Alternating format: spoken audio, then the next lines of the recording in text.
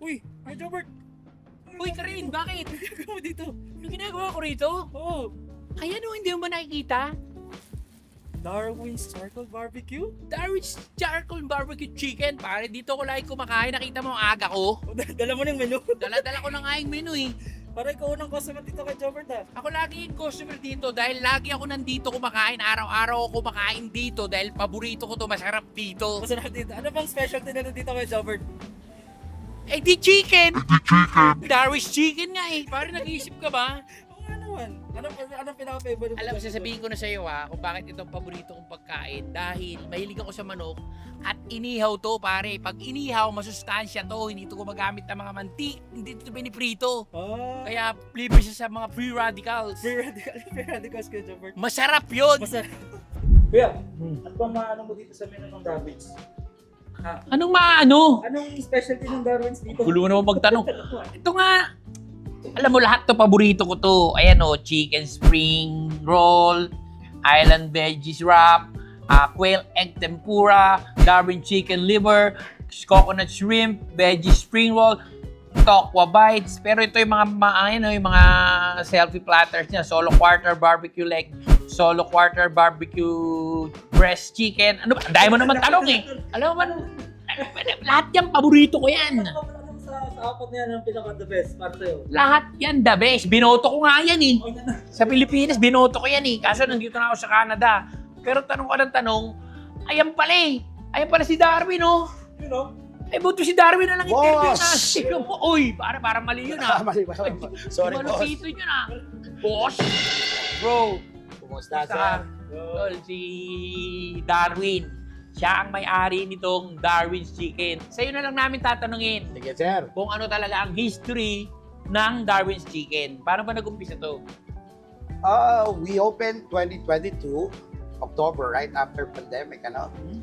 So, nag-start yung concept na to is just to bring that nostalgia feeling na may inihaw na manok na makikita mo sa daan kahit saan. You know, we're bringing the experience of lechong manok dito sa Canada. Yan yung roots niyan. So, ng Darwin's Charcoal Barbecue Chicken. It's not about the good chicken that we have here. It's about the experience. Just the nostalgia of serving that authentic lechong manok sa Pilipinas. Tama, tama. Down. At syempre, makikita mo lang, Brad, araw-araw kung gaano karaming kumakain dito. Minsan nakapila, gumagapang na rito eh. Pinapabuhan na lang eh. Boss, di yan ang gate doon. Pero hindi kami nagbibiro. Totoo yan. Kasi di ba sa Pilipinas, yun yung mga gustong-gusto mong kainin eh. Hinahanap-hanap mo rito. Kahit nandito ka na sa Canada, buti na nga lang naglagay siya nito eh. Yes, sir. Yung lasa ng yung inasal na hinahanap-hanap mo sa Pilipinas, 3-4 inasal, masarap dito, man. Tsaka ang mga ingredients, yung mga ni Darwin, bro, di ba? Yung mga menu mo rito, ikaw yung nag-invento niyan. Lahat, it's all my recipe. Some are inspired by my mother. Some are inspired by the company that I work with, like the famous fast food in the Philippines. One of our desserts are inspired to that one. It's called Peach Mango Fried Cheesecake. So alam nyo na siguro kung ano yung Uy. company na yan. Yeah. We use charcoal to have that old school cooking, old style cooking na tinatawag natin. So we're using charcoal, we're not using gas or anything.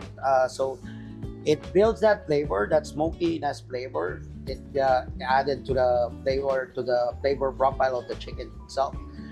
Bukod doon, we marinate our chicken for like 48 hours with our secret blend of spices. And then once you cut into it, it's nice and juicy. You know, you get that flavor, you get that smokiness. It's the total experience. Oh, ayan, baka sabihin mo nang bubola ako ha. Ayan oh, may customer tayo. Important pa. Hi! How are you? Good, how are you? Good afternoon. Are you Filipino? No, I'm Korean. Well, Korean. Oh, so are you here to eat? Although I tried to take some food out. Can I ask you a few questions before you? How did you find this place? Oh, I have a boyfriend, Filipino. Oh, really? So his comfort food is here. So how many times have you been? Like 4 times. 4 times. So what did you like most here in Darwin? what food do you like? Oh, barbecue for sure. Barbecue chicken? Yes. Yeah, because this guy doesn't believe me.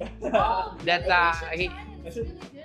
Really? Yeah. Oh, I think 4 times you've been eating, and what they're going to take out or dine in? Sometimes dine in, sometimes take out. Today is for take out. Okay, I want, yeah. Thank you. Thank you. 안녕하세요. 감사합니다.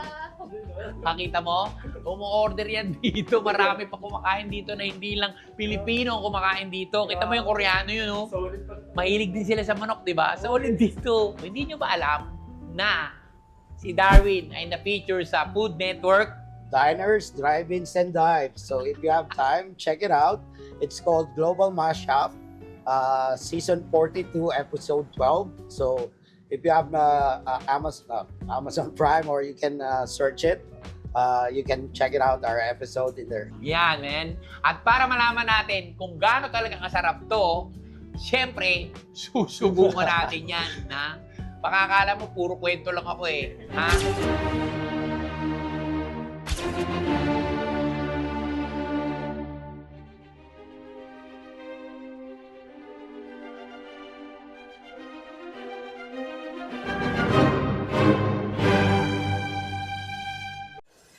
Oh, ano pa hinihintay nyo? Tara na rin sa Darwin's!